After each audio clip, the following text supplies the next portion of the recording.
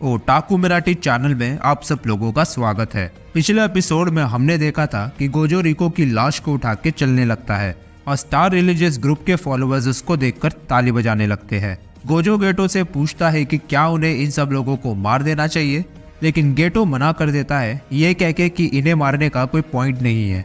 अब आगे scene shift होता है अगस्त 2007, यानी कि उस घटना के एक साल बाद में, जहां गोजो अपने जुजुत्सु टेक्निक की प्रैक्टिस कर रहा है। गेटो एंड शोको गोजो पर पेंसिल और रबर फेंकते हैं, जिसमें से रबर गोजो से टकराती है लेकिन पेंसिल हवा में उड़ती रहती है। गोजो बताता है कि वो अपने जुजुत्सु टेक्निक के लिए ऑटोमेटिकली एक टारगेट को सेलेक्ट करता है, यानी कि वो खुद तय करेगा कि कौन सी चीज उससे टकरानी चाहिए और कौन सी नहीं, और ये सब डिपेंड करेगा उसके टारगेट के कर्स एनर्जी की ताकत पर, उसके वेट, शेप और स्पीड पर। लेकिन गोजो इस टेक्निक को पॉइजन पर यूज नहीं कर पा रहा।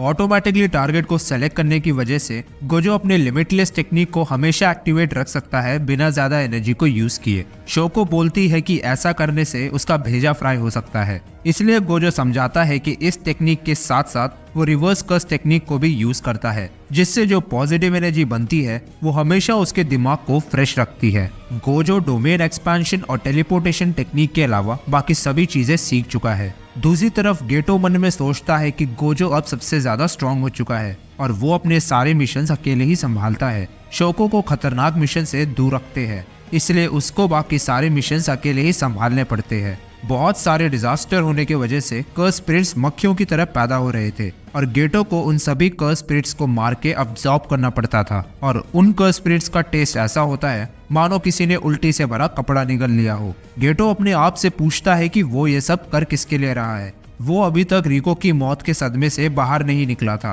और अपने आप को तसल्ली देता रहा कि ये सब बहुत कॉमन है और उसे अपने जुजुत्सु सॉर्सरर की ड्यूटी को निभाना चाहिए। लेकिन वो फोकस नहीं कर पा रहा था कि वो आखिरकार करना क्या चाहता है। एक तरफ वो नॉन सॉर्सरर को बचाना चाहता है तो दूसरी तरफ वो उन्हें जान से मारना चाहता है, और गेटो उन्हें बंदर बुलाता है। सीन शिफ्ट होता है जहाँ हाइबारा गेटो से मिलता है और वो दोनों बैठकर बातें करते हैं।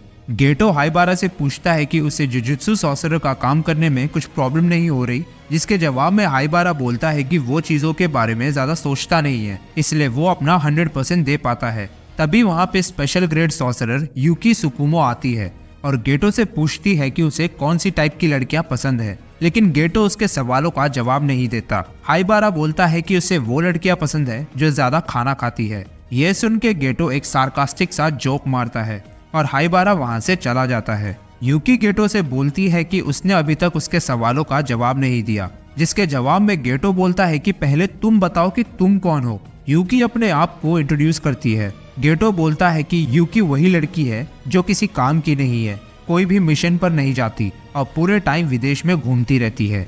यूकी बताती है कि उसे जुजुत्सु हाई का तरीका पसंद नहीं।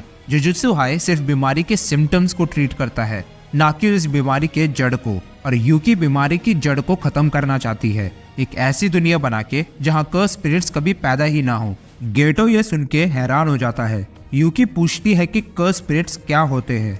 गेटो बताता है कि इंसानों से निकलने वाली कर्स एनर्जी जब इकट्ठा होने लगती है तब उस कर्स एनर्जी से पैदा होते हैं कर्स स्पिरिट्स। यूकी समझाती है कि दो तरीके हैं एक ऐसी दुनिया बनाने की जहां कर्स स्पिरिट्स कभी पैदा नहीं होंगे। पहला, मानव जाति में से कर्स एनर्जी को खत्म करके, और दूसरा, कुछ ऐसा करके जिससे पूरी मानव जाति कर्स एनर्जी को कंट्रोल कर सके। पहले वाले तरीके का बेस्ट एग्जाम्पल था तोजी जेनिन, लेकिन वो मर चुका था, इसलिए यूकी उस पर एक्सपेरिमेंट नहीं कर सकती थी, यानी कि अब सिर्फ दूसरा तरीका बच गया। यूकी ये भी समझाती है कि कर्स स्पिरिट्स कभी भी एक जुजुत्सु सॉर्सरर से पैदा नहीं होते, क्योंकि जुजुत्सु सॉर्सरर कर्स एनर्जी को अपने शरीर में बहुत अच्छे से सर्कुलेट करते हैं। यानी कि अगर सभी इंसान जुजुत्सु सॉर्सरर बन जाए तो कर्स स्पिरिट्स कभी पैदा ही नहीं होंगे। गेटो बोलता है कि इससे आसान तरीका है कि सारे नॉन सॉर्सरर को जान से मार देना। यूकी बोलती है कि ऐसा करने से बचे हुए नॉन सॉर्सरर डर और खतरे से अपने आप को जुजुत्सु सॉर्सरर बनाने की कोशिश करेंगे इस दुनिया में सरवाइव करने के लिए। यूकी गेटो से पूछती है कि क्या उसे नॉन सॉर्सरर से नफरत है, जिसके जवाब में गेटो बोलता है कि वो कंफ्यूज है कि उसे क्या करना चाहिए। एक तरफ उसे नॉन सॉर्सरर से नफरत है तो दूसरी तरफ वो उन्हें बचाना चाहता है। यूकी बोलती है कि गेटो को अपनी फीलिंग्स के साथ जाना चाहिए और वो करना चाहिए जो उसे सही लगता है। और जाने से पहले बताती है कि मास्टर टेंगेन अब स्टेबल है, क्योंकि या तो उस समय एक और स्टार प्लाज्मा वेसल था या तो एक नया स्टार प्लाज्मा वेसल जन्म ले चुका है। सीन शिफ्ट होता है मॉर्चरी में, जहां गेटो हाइबारा की लाश को ढकता है। नानामी और हाइबारा को एक सेकंड ग्रेड कर्स को मारने का मिशन मिला था, लेकिन वो कर्स एक फर्स्ट ग्रेड जितना ताकतवर निकला और उससे लड़ते समय हाइबारा की जान चली गई। गेटो सोचता है कि जुजुत्सु सॉर्सरर बनने का क्या फायदा अगर एंड में अपने साथियों की लाश ही उठानी है तो। सीन शिफ्ट होता है जहां गेटो एक गांव में 2 छोटी बच्चियों से मिलता है, जिनको पूरा गांव मॉन्स्टर कह रहा है और बोल रही है कि इन दोनों ने इस गांव के लोगों को जान से मारा है। गेटो उस गांव के 112 लोगों को जान से मार देता है। अगले दिन जब प्रिंसिपल ये बात गोजो को बताता है तो गोजो इस बात का यकीन नहीं कर पाता। प्रिंसिपल ये भी बोलता है कि गेटो ने शायद अपने पेरेंट्स को भी मार डाला। गोजो और प्रिंसिपल को समझ नहीं आता कि ये सब चल क्या रहा है। सीन शिफ्ट होता है जहां शोको गेटो से मिलती है और उससे पूछती है कि क्या उस पर लगाए गए आरोप सच है, जिसके जवाब में गेटो बोलता है कि ये सब सच है और वो एक ऐसी दुनिया बनाएगा जहां सिर्फ जुजुत्सु सॉर्सरर होंगे। शोको गोजो को फोन करके बताती है कि गेटो शिंजुकु नाम के शहर में उसके साथ है। जब गोजो गेटो से मिलने आता है तो वो उससे पूछता है कि क्या वो सच्ची सारे नॉन सॉर्सरर को मार देगा, भले ही वो उसके माँ बाप ही क्यों ना हो। जिसके जवाब में गेटो बोलता है कि वो अपने पेरेंट्स को स्पेशल एक्सेप्शंस नहीं दे सकता।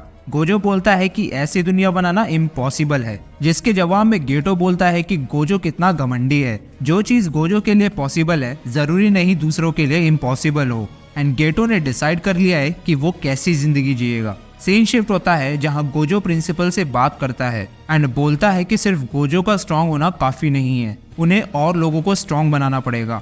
दूसरी तरफ गेटो पैसों के लिए और कर्स स्पिरिट्स को इकट्ठा करने के लिए स्टार रिलीजियस ग्रुप का नया लीडर बन जाता है, लेकिन कुछ लोग उसके खिलाफ खड़े हो जाते हैं जिनको वो बेरहमी से मार डालता है। सीन शिफ्ट होता है जहां गोजो तोजी के बेटे मेगुमी से मिलता है और उसको बताता है कि उसके डैड यानी कि तोजी जेनिन क्लैन से है एंड मेगुमी के पास स्पेशल पावर्स है, इसलिए जेनिन क्लैन उसे अपने साथ शामिल करना चाहता है। एंड मेगुमी से पूछता है कि वो अब क्या करना चाहता है। मेगुमी पूछता है कि क्या उसकी बहन सुकुमी वहां जाकर खुश रहेगी, जिसके जवाब में गोजो बोलता है कि बिल्कुल भी नहीं।